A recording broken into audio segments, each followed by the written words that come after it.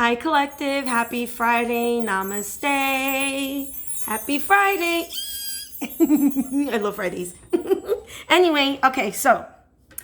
All right, my loves, I hope you guys are all doing well, okay? And I hope you guys are healing, continue to get closer to Father and letting go and cutting and releasing every person, place, or thing that is just pure toxicity and does not guide you to the light but brings you down to the darkness in Yeshua's mighty name. All right, so as I promised you guys, I told you guys a while back that I was going to start making videos on a weekly basis about narcissists, how they work, how to heal from them, how to detect them, scriptures, verses regarding narcissists and narcissism. Okay, just because the word narcissist is not literally and technically in the Bible doesn't mean it's not being spoken about. Okay, and y'all really need to stop taking things so technically and so literally, start expanding your mind and your Christ consciousness and open up all your eyes, especially your third one. Okay, my loves. All right, so today we're going to talk about narcissism,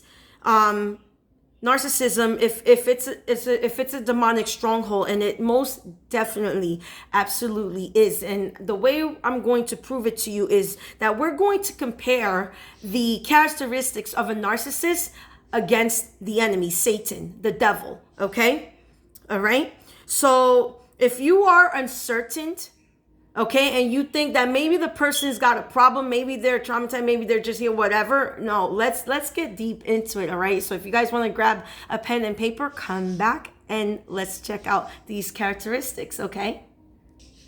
So the first one is, does this person and Satan have the capability to create fear? All right, so how does... You know that the devil, the enemy, the evil one, okay? You know that fear and doubt are one of his best tactics, okay? You know that Satan is the father of lies because Yeshua said it in John 8:4, okay? He is your enemy who prowls around like a roaring lion looking whom to devour, okay? That's in 1 Peter 5:8, okay? He is the accuser.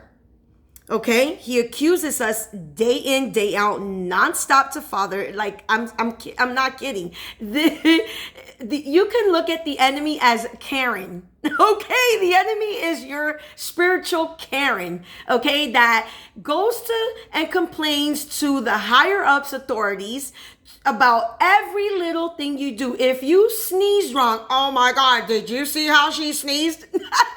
This is what the enemy does. Okay, collective. All right, and this is what your enemies do. This is what they do. This is what narcissists do. Narcissists love to point out every little thing that you do or you say wrong. Okay, if you have a hair out of place, oh well, at least I don't have a hair sticking out of my side. This is what they do. Okay, collective. And the reason why the enemy will use these tactics is because he's trying to steal your soul from Yeshua. Okay, all right. So he'll start to use all of your weaknesses against you. And this is what narcissists do. Now, do you see the difference? This is why. Yes, it's a stronghold. It is the demonic possession. And people that are ungodly or they pretend to be a father inherit these demons and these spirits. Okay? Now, can you be tainted by a narcissist? Most definitely. Yes, people can rub off on you in the wrong way or in the right way. All right? Okay, especially if they have you and they entrap you. Okay, collector. All right, so the Bible always reveals the tactics that the enemy uses against us. Okay, and fear is the belief that someone or something poses a threat. Okay, it's anticipation of danger. Okay, imagining evil things happening to you. This is all tactics of the enemy to control you. Okay, and this is what narcissistic men and women do.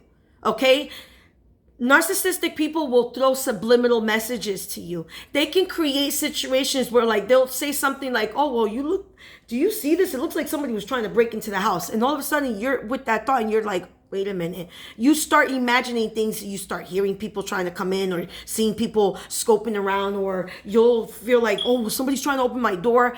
This is all lies. These are all fears. These are illusions. This is how the enemy creeps fear and doubt into your life. Okay? All right? And this is what they use to diminish your courage, cause you to retreat. It affects your ability to do things that you know you need to do. It steals your peace of mind, and it influences rational thoughts and actions in a negative way. Do you understand? Okay. I'll give you an example. Well, no, that's not, because that lady was she was a racist, so that's not a good example. But y'all catch my drift, okay? Y'all feel what I'm trying to say, okay? Okay, the second characteristic, I'm sorry, collective. They're messing with my electronics, okay? Because I'm talking about narcissism and they don't want me to educate anybody about this, all right? But too bad for them, all right? Now, the second characteristic is, are they both deceptive and say lies upon lies? Because again, like I said, the devil, Satan, is the father of lies. And narcissist, that's all they do. They can literally do something in front of you and say something, and then you'll be like, hey, but you just said, and they'll sit around in your face and tell you, no, I did not say that. No, I did not do that. And will convince you that you imagined it. Who does that sound like? Who does things like that? But the devil, Satan, okay? And the third characteristic is the evil one gaslighted Eve. Are narcissists capable of gaslighting? Of course they are. Especially when they're hurting you or they make you cry or angry or whatever, you will notice that a narcissist will come in and you're like, oh, baby, I'm sorry. Oh, don't cry. But it's hypocrisy. Okay? Or they'll tell you, oh, you're so beautiful when you're mad. You're so sexy when you cry. No, crying is not cute. Don't nobody look cute when they crying, okay? All right? The fourth one is, y'all remember Judas Iscariot, right? Who guilt-tripped the lady that was throwing expensive perfume on Jesus's feet. What did he say to her? Oh, why are you wasting all that expensive perfume? You could sell it and make so much amount of money. But what she didn't care, because it was Yeshua. Like, are you kidding me? You can't put a price on him. Okay? These are narcissists. This is guilt tripping is what it is. Okay? That's what that's called, guilt tripping. Okay? Like, let's say, you were under a narcissist control for so long. You guys are finally breaking free. You're getting back to yourself. You're healing. You're looking beautiful. You're going to the gym. You're buying yourself nice clothes, new things that make you feel good, look good. What does a narcissist do? He'll guilt trip you, right? Or who you looking all sexy for? And why you gotta go all dressed up just to go to the store? And why are you working out for? You fine. You don't gotta lose no weight, when you know damn well you gotta lose weight because it's affecting your health and your self-esteem. You understand what I'm saying? Okay?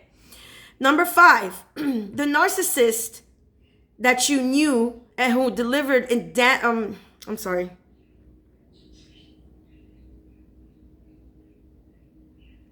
So narcissists, when they're completely immersed in their own darkness, okay, in this entity, deep down inside, they really hate Yeshua, okay? You can notice that if you are a person of Father and you like to play gospel music and praise him, you can notice that this narcissist will do everything in their power to shut you down. They can mess with the electricity. They can cause the radio or your speaker to blow out. In the spirit, yes, I'm talking to you from experience because it happened to me. Okay? All right? And they do this to discourage you so that you don't praise Father, so you don't glorify him. Okay?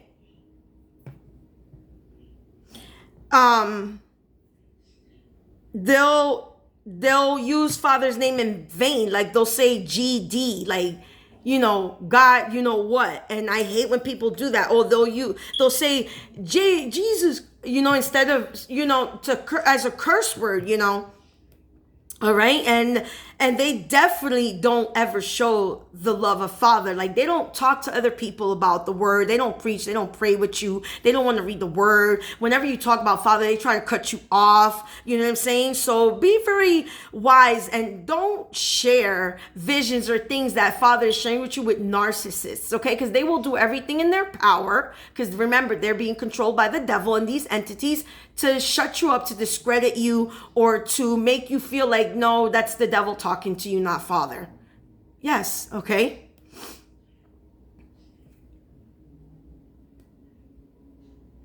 Now, narcissist, like the devil, remember that the devil walks around as an angel of light, okay, disguised.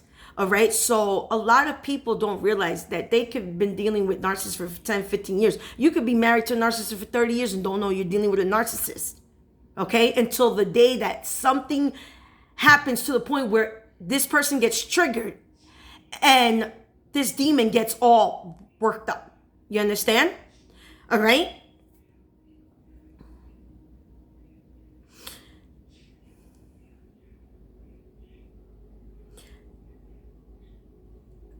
A narcissist will have zero accountability. They will take no responsibility for their actions. They will not apologize ever. And if they do, and it's rare, it is just completely fake. They're just so full of dong that you'll just know right off the bat, and you just be like, bro, just be quiet. Don't even waste your time, because you're just full of dong. Right? Okay? Are both of these people narcissists, the enemy, the adversary, the devil, Satan, and this, are they both manipulators? These are the characteristics. This is what you need to compare these characteristics against the person that you're dealing with, the narcissist that you're dealing with, okay, in your life. All right? Because that's how they work. Okay? So if you guys want to go grab your Bibles and go to the book of Proverbs, because the book of Proverbs speaks about narcissism, pride, arrogance, and all this stuff, okay?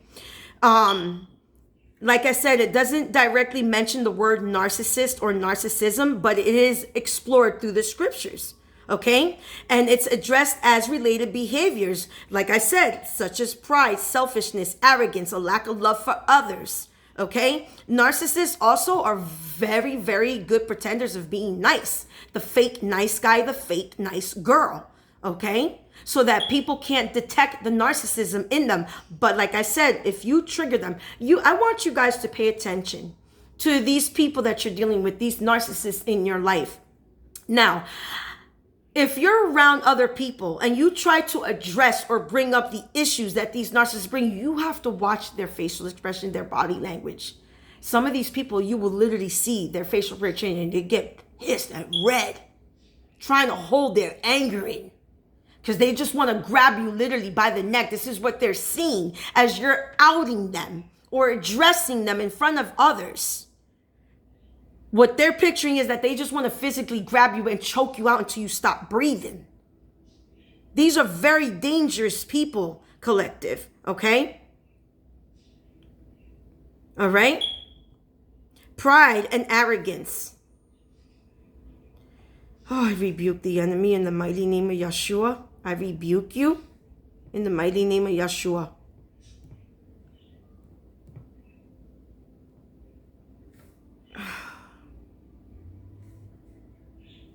Okay? Proverbs 16 and 18, right? Pride goes before destruction, a haughty spirit before a fall, right? And this warns us against the dangers of pride leading to one's downfall, okay? Emphasizing humility, as a safeguard against this self-destructive arrogance, all right? Pride is these people that say, well, I did this on my own. I got this house on my own. I bought this car on my own. I got this job on my own. When you know damn well that is not the truth. Because it is Father who gives and it is Father who takes away. And it is Him that opens those doors and brings those opportunities to you. You don't do it all by yourself. That is a lie of the enemy. That is pride and arrogance. Okay? In Proverbs 8:13, it says that to fear Yeshua is to hate evil. I hate pride and arrogance, evil behavior, and perverse speech. This is what Yeshua says. Right? And narcissists are full. They don't mind evil. They're swift to run and quick to do evil against you and others. Okay? They don't hate pride or arrogance. They actually invite it and they feed into that, okay? And they have a lack of humility and integrity, okay? In Isaiah 2:11, it says that the eyes of the arrogant will be humbled and a human pride brought low. Yeshua alone will be exalted in that day. So all these people, and this is including pastors and preachers too, because these people be puffing themselves up and they be acting like they're God. Okay? And these people are going to be in for a rude awakening. Okay? And this prophecy here is supposed to humble the proud and remind believers that the ultimate glory belongs to Father, not to us. I take no credit for any of the videos. Any message that I don't take any credit for that at all. You understand? This is all Father, you know. Okay? And you know that in James 4:6, Father opposes the proud. He resists the proud. Okay? He shows favor to the humble ones. All right? So y'all need to be careful also who you listening to, okay? Because the enemy is very cunning, collective, and he will use pastor and preachers, okay? And he could use those pastors to sow these seeds into you, and you don't even realize it. Because they use these words of butter, words smoother than butter. Okay? And as sweet as honey. Okay? In Proverbs 29:23, Yeshua says that one's pride will bring you low, but he who is in lowly spirit will obtain favor. Okay? All right? All right? And this means that true honor is found in humility, not in prideness and arrogance, okay?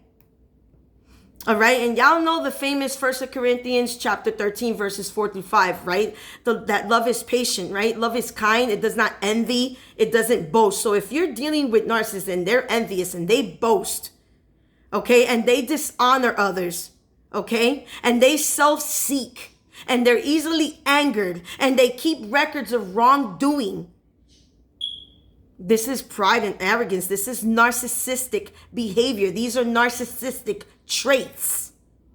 Okay? All right, collective? All right? All right, my loves. So I'm going to leave you there. Okay, my loves? But please, read the Bible, okay? Philippians 2:3-4. Okay, James 3:14-16. All of this, 2 Timothy 3:2-4, this all speaks about narcissism. All right, my loves. So I hope that I was able to help you guys today and educated you guys on this. All right, and I will see you next week for another episode of Narcissists. I'm going to create a playlist so that you guys could go back to these videos. Okay, I love you all. Enjoy your weekend. Namaste.